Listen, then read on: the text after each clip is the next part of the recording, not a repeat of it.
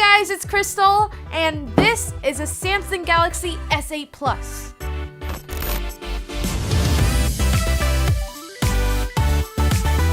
Okay, so inside here is a Samsung Galaxy S8 Plus that was provided by T-Mobile. Big thanks to them for sponsoring this video. And no matter which variant of the Galaxy S8s you pick up, you're gonna have a great unboxing experience, I think, because there's a little surprise in each and every box. So let's go ahead and open it. Slide that off. Oh, it's, what color is this? Let me see. Let me get a better. The box says orchard gray, so I'm guessing this is orchard gray color, but no matter what color, it looks beautiful. Let's see the rest of the box. Remember that little surprise I was saying? Ooh, is this black? Wow, it's a black brick. Oh, that's nice. And the headphones. Yes, with every Samsung Galaxy S8, you get these $100 value headphones, AKG headphones, which is awesome. Let's see. Oh, okay. It's like not that bassy. They sound really good. Definitely much better than the earbuds you usually get with phones. All right, let's power this baby on and look at that beautiful display.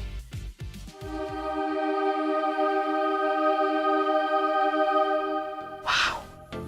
Anyway, as you saw from my unboxing that I filmed several days ago, I thought this orchid gray color was gonna be like some crazy pastel purple or pink color, but it's actually pretty subtle. Once I took it outside though, the color does come out a little bit more in certain lighting conditions, but for the most part, it's pretty toned down and neutral. It's not too crazy, which I actually really like. And for the tough guys out there, don't worry, you won't feel embarrassed if you go for this color. The Galaxy S8 and S8 Plus look straight out of the future, and it's actually pretty mind-blowing when you think about the fact that this was only 3 years ago. What makes the phone feel so futuristic is pretty much just the fact that the top and bottom bezels are a little bit smaller than they were before. It's weird because just a few millimeters have been trimmed off, but that went a long way. That mixed with the curved left and right edges gives you the illusion that you're just holding a screen. Even the corners are curved to match the body. This phone has the biggest screen I've ever seen at 6.2 inches, and when you put it next to some other guys that only have 5.5-inch screens, it makes them look like dweebs. Pretty much every phone out there has a 16:9 aspect ratio, just like our TVs and most computer monitors are, but the S8 and S8 Plus have an 18.5:9 ratio, so yeah, they're just a little taller than usual, which means you can see much more on the screen without actually having to scroll. It's got one of the best displays on a phone too, I gotta say. Crazy vibrant. It's AMOLED, which means those blacks are gonna be 100% black with those pixels actually turning off. Now there's a lot of changes when you make an almost bezel-less phone though. Like now that bottom bezel is so tiny that there's no room for a physical home button like on every other Samsung phone. But Samsung says it's still there, it just lives under the display now. And we're calling it the invisible home button. Now, all that fancy talk means it just vibrates when you hit it, like on every Android smartphone. But it does have a trick up its sleeve. Not only can you tap it, but you can actually press down with force, and the vibration feels a little different. It's kind of hard to explain what it feels like, but if you ever played around with an iPhone 7's home button, it feels kind of similar, but I think the iPhone's a little more convincing. Like, this just feels more like a vibration. And of course, if there's no physical home button on the front, there's no fingerprint scanner on the front. So Samsung decided to put it on the back instead, which sounds like a great idea until you realize, oh my god, it's all the way up there? I love when fingerprint scanners are on the back of phones because that's where your finger naturally rests. But girl, there is nothing natural about reaching that finger all the way up and then accidentally smudging the camera. I've pretty much given up on using the fingerprint scanner and instead settled for the new iris scanner. Once you get used to holding the phone far away from your face and holding it right, it kind of just becomes just as fast as a fingerprint scanner used to be. Of course, wireless charging isn't going anywhere, and we still have that IP68 water resistance in case something like this happens to you. It's cold! Oh my god, it wasn't recording. It wasn't? When it comes to the camera on the S8, at first glance it looks like not much has changed, but there's actually a lot of software stuff going on here that helps in certain situations. You really can't notice these differences in the bright outdoors, but pictures are still incredible. lots of vibrance to these, although that contrast is cranked up a lot, which some people love and some not so much.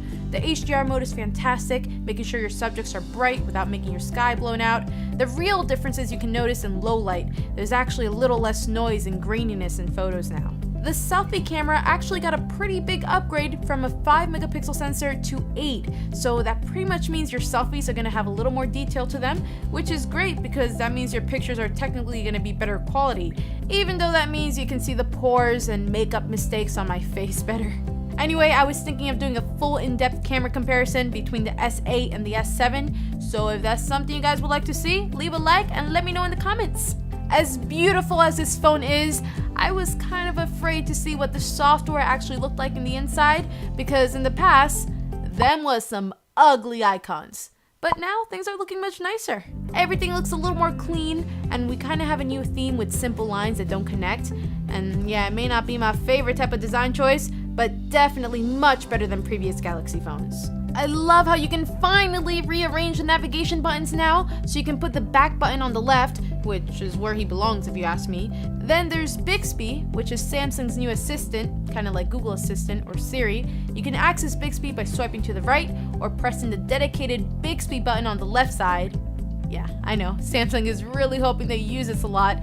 It brings up this little information center that shows your schedule, weather, health stuff, news, really whatever you want. Bixby can also be used in the camera app and can actually recognize what you're taking a picture of, which is awesome for finding images similar to the thing you're photographing, or even finding stores where you can purchase one of your own. This actually could be really helpful. Like, think how cool it could be if you come across a flower or bug and you want to know the name of it, and Bixby could tell you. At the moment, it's pretty hit or miss, so I would love to see this get even smarter over time. But don't worry, if you still want to use good old Google Assistant, you still can the old-fashioned way. So at the end of the day, the S8 was usually still alive. I averaged about 4 hours of screen on time, but this is where it gets a little weird because by default, the S8 is showing a 1080p picture. So if you want to get the full resolution out of this guy, you go into settings and change it to 1440p. That's what I did.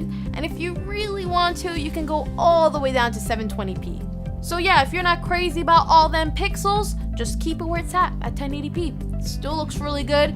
Don't think most people would even notice, and you'll probably get more battery life out of it. There's also some other things worth mentioning, like the fact that there's a USB-C charging port on here, which I love for the reversibility, and also something called Samsung DeX, which turns this phone into a fully functional computer, and I'll definitely be making a video on that in the future. But for now, those are my thoughts on the Samsung Galaxy S8 and S8 Plus. Don't forget to subscribe because I got those camera comparisons with the S8 coming up very soon.